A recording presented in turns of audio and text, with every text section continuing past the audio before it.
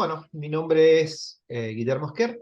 Estoy presentando mi trabajo final de la diplomatura en Data Science con Python y R.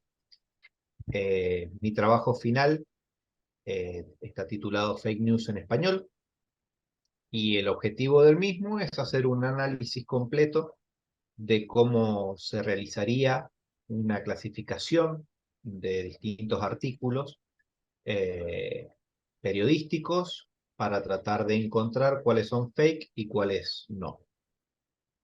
Eh, para esto hemos hecho varias etapas.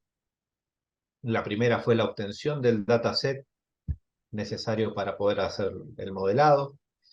Después el análisis exploratorio para poder entender un poco el modelado, el dataset que estamos modelando.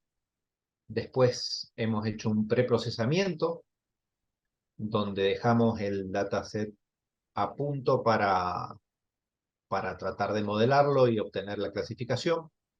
Después ya sí entramos en lo que es el modelado y la evaluación de los algoritmos de Machine Learning. Muy Después bien. hemos hecho una limpieza de código, porque en todo esto hemos utilizado muchas funciones y etapas que no hacen al problema en sí, sí son útiles al momento de entender el problema que estamos resolviendo, pero por ahí no son tan útiles al momento de realmente solucionar el problema.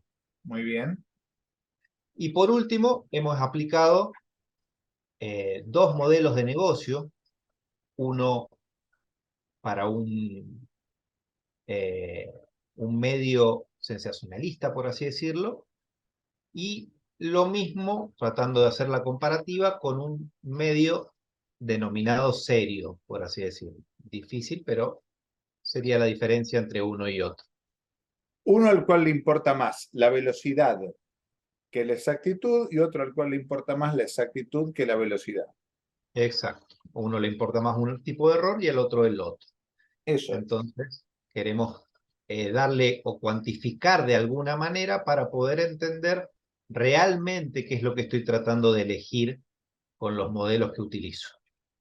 Muy bien. Para la obtención del dataset, estuve indagando en muchas páginas, obtuve muchos datasets con distintas dimensiones, con distintos eh, tipos de, de codificación.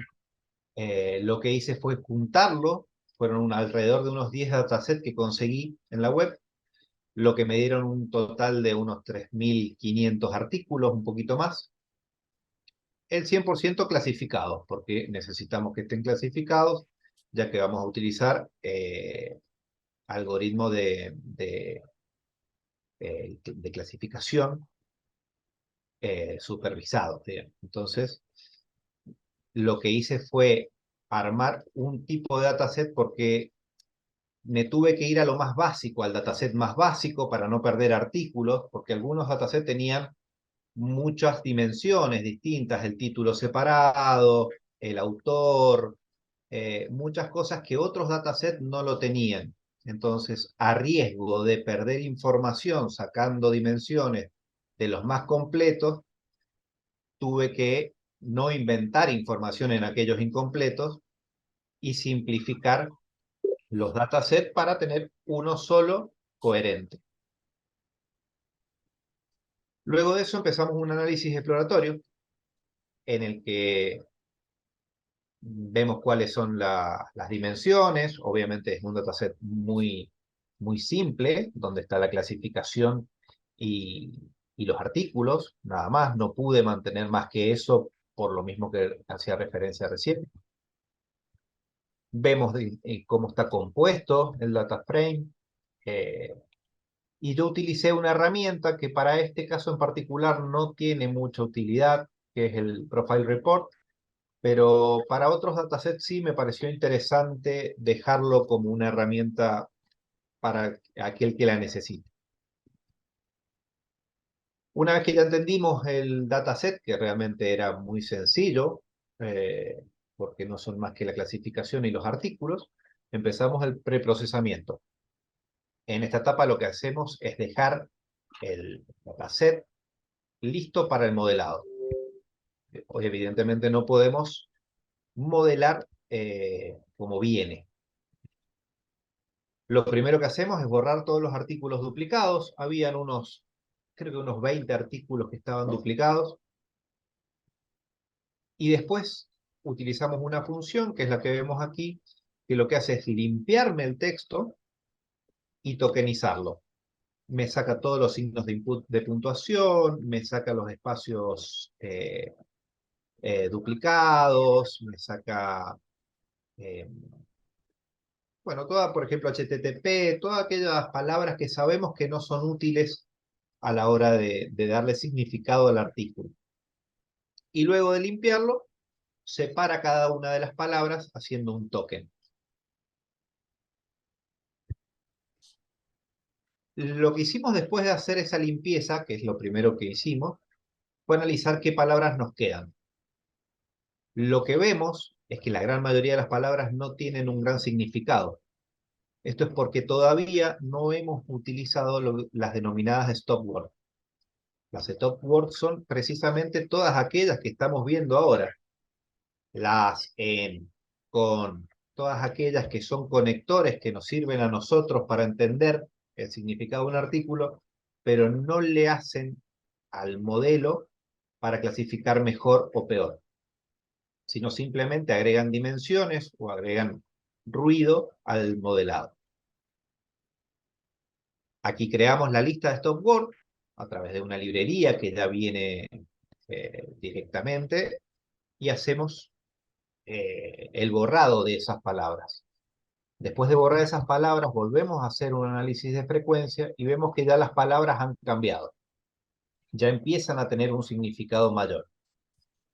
Aquí vemos una palabra en particular, que es number, que en todos los datasets que yo encontré, ya todos los números estaban cambiados por la palabra number.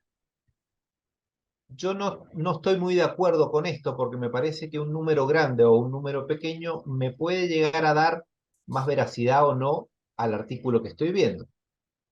Pero bueno, es con lo que he podido trabajar y la palabra en sí, number, no me añade significado. Entonces la he borrado para ver mejor cuáles son las otras palabras que sí tienen importancia. Lo que hice aparte, que también hay que ver si sirve o no, ya después lo veremos en la parte de modelado, es un análisis de frecuencia. Yo obtuve una lista con las palabras de menor frecuencia del texto, asumiendo, quizás erróneamente, después vamos a ver que sí, que es erróneo, que las palabras con menos repetición en los artículos son menos importantes, lo cual no es verdad. Pero bueno, en un principio lo asumimos para sacar un poco de palabras y hacer un poco más el modelado un poco más dinámico, con mejor performance. eh, y después, bueno, nos dimos cuenta de que no, que las métricas andan mucho mejor dejando todas las palabras que están. Hicimos un nuevo análisis de frecuencia y ahora sí ya vemos las palabras que realmente importan dentro de los artículos que yo tengo dentro del dataset. Estas palabras ya pueden ser graficadas en una nube de palabras para tratar de darnos una idea mejor de qué es lo que tratan los artículos que estoy tratando de identificar o clasificar. Si yo antes hubiera tratado de hacer esto, lo único que hubiera encontrado es de, con, en, la, todas las palabras stop word y realmente no hubiera tenido ningún tipo de significado. Después de esto, lo que queda de preprocesamiento para poder hacer el modelado es el steamer. El steamer lo que hace es sacarnos, es dejarnos la raíz de la palabra. Entonces nos saca todos los plurales, nos saca si una palabra es femenina o masculina, eh, nos sacan todo aquello que no hace a la palabra en sí y que no le da un significado a la palabra, sino que hace al entendimiento humano de la palabra y al contexto donde uno la utiliza. Lo utilizamos y aquí vemos abajo podemos ir viendo cómo fue cada uno de estos pasos que yo he hecho hasta llegar al último texto, que se ve ya solo la raíz de las palabras. Una vez que ya tenemos eso, ya podemos modelar y hacer una evaluación de los modelos. Lo primero que hacemos es definir cuál es mi target y cuál es mi variable dependiente. En este caso es muy sencillo porque tengo dos, o sea que no tengo que andar haciendo fórmulas para poner todas las dimensiones ni nada por el estilo, simplemente las declaro. Tengo que hacer mi train y test para evitar el sobreentrenamiento, perdón, el overfitting. Hago el train y test, lo divido en el 20% en este caso, y me queda un último paso antes de poder mandar al modelado, que es la vectorización. Lo que hace es cada uno de estos tokens que yo obtuve en el preprocesamiento, es transformarlos en un vector numérico. Entonces tengo un diccionario de vectores en vez de tokens, para que los modelos puedan aceptarlo. Bien. Una vez que ya hicimos esto, sí, le empezamos a pegar con todo lo que podemos. Lo primero que hice fue declarar el baseline como el árbol de decisión. El baseline es aquel modelo simple que nos da cierto resultado para tener de referencia respecto a los resultados que obtenga de los otros. Entonces utilicé el árbol de decisión porque me daba un resultado en principio aceptable y era relativamente sencillo de modelar y sin tanta opción de parametrización. Obteniendo estos resultados, teniendo una precisión del 68%, un recall del 65%, una accuracy del 66%, y viendo una curva ROC que en principio, si es lo primero que obtenemos, podría llegar hasta ser aceptable. Después ya empezamos, sí, a ver los distintos modelos. Cada modelo que utilicé lo hice con y sin research, para poder ver más diferencias o para tratar de ampliar mi espectro de resultados, para ver qué es lo que realmente anda mejor o no. Entonces, apliqué regresión logística, sin y con research. Apliqué random forest, sin y con research. Valles ingenuo, lo mismo. También apliqué redes neuronales, con y sin research. Lo que vi en muchos de los resultados, de las métricas obtenidas, fue que muchas veces los parámetros que ya vienen por defecto en el research eran mejores que los que yo tenía en mi parametrización. Porque hay que tratar de seguir buscando y seguir buscando hasta encontrar lo que mejores resultados nos den. Una vez que hicimos todo esto, no nos queda otra cosa que tratar de comparar los resultados para ver cuál es el mejor de los modelos a aplicar. Hasta aquí yo creo que llegaría un data science teórico, el cual no quisiera tratar de ir un poco más allá y ver cómo se puede aplicar esto realmente. Yo simplemente dejaría las métricas ahí y no tendría más objetivo que ese, y dejaría la decisión para los directivos, por así decirlo, mostrándoles solamente estos Pero resultados. vos te das cuenta que si los directivos le hablas de la precisión, del recall, No va a tener ningún tipo de significado todo el estudio que hemos hecho.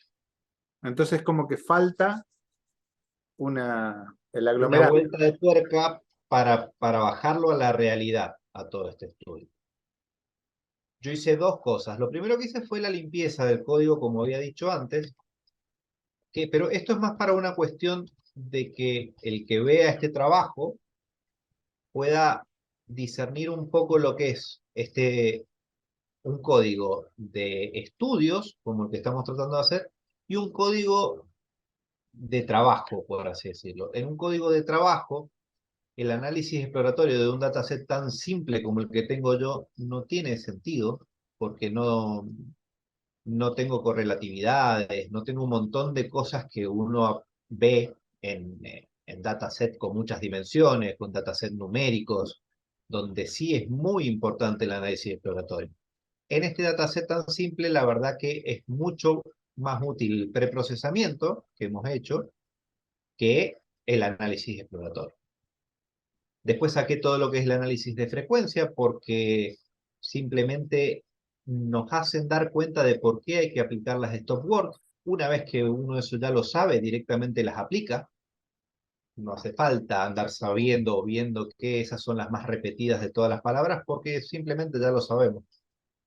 La nube de palabras tampoco es algo que tenga una relevancia para este tipo de trabajo, sí para análisis de sentimientos, para otro tipo de análisis donde sí nos dan una mejor idea de qué es lo que se está hablando, por ejemplo, en las redes sociales, eh, en otro tipo de análisis. Para esto que si necesito saber qué es fake o qué es verdad, no tiene mucho sentido.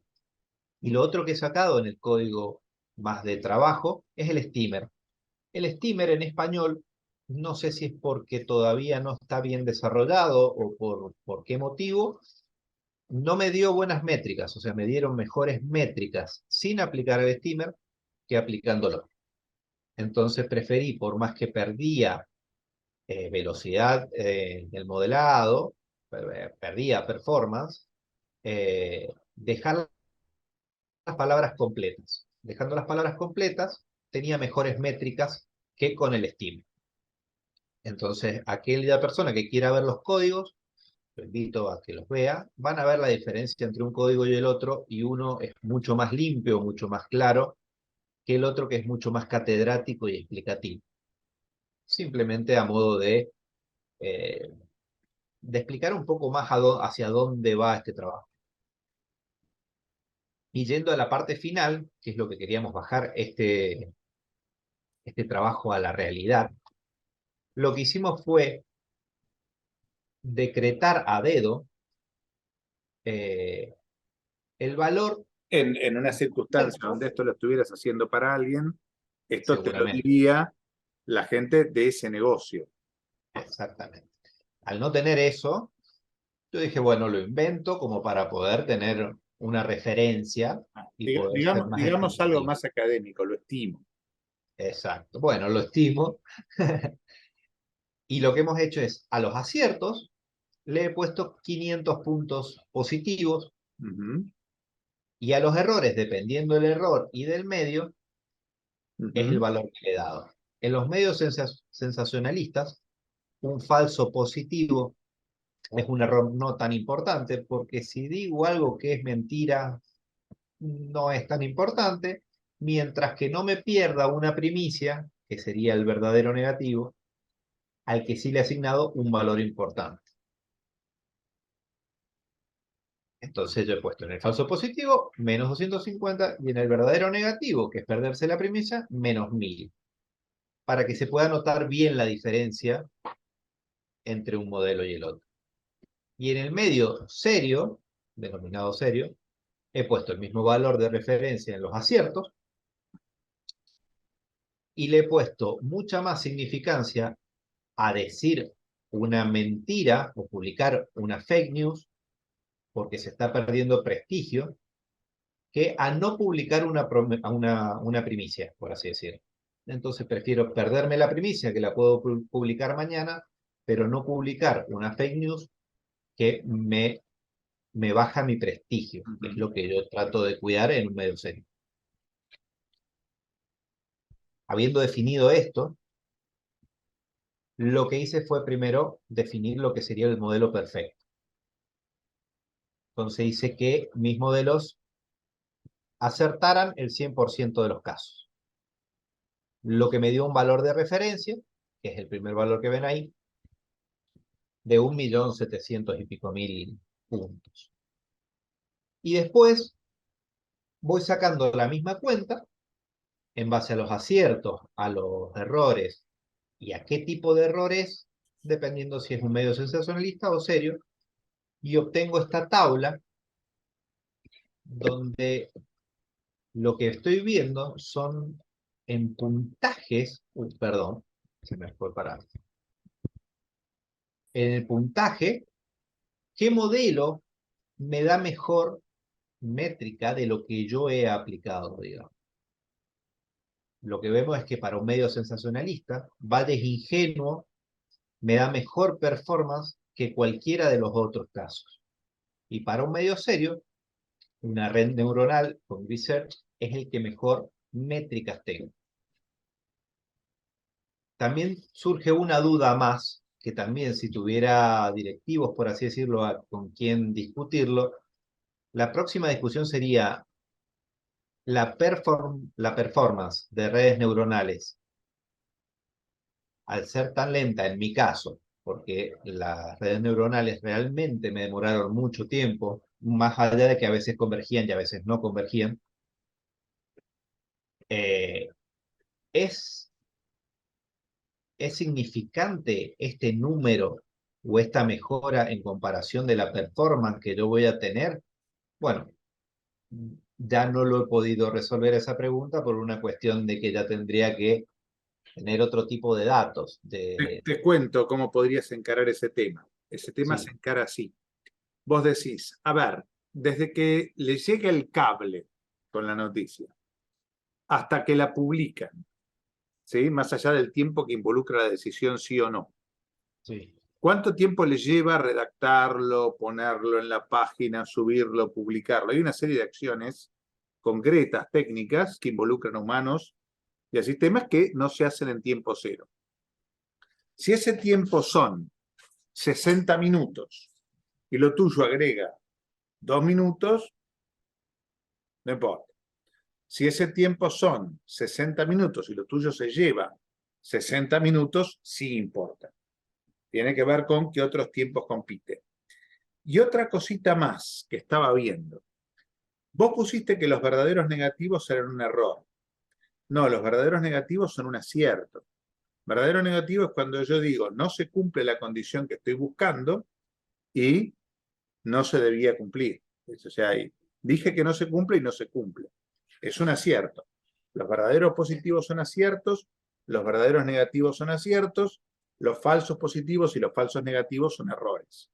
Los falsos son errores, los verdaderos son aciertos. Pero es un detalle de número, ¿sí? de cartel. Se te habrán bailado los carteles. Sí. Así que bueno, maravilloso, viejo. ¿Eh? Muy bien. Bueno, para el que los necesite están los códigos, ya Muy se los he bien. pasado. Y cualquier pregunta o cualquier cosa, Bueno, aquí. perfecto. Muchísimas gracias. Muchísimas Dale, de yo, nada. suerte, suerte, Guillermo. Gracias. Hasta luego. Hasta pronto, que lo pasen fantástico.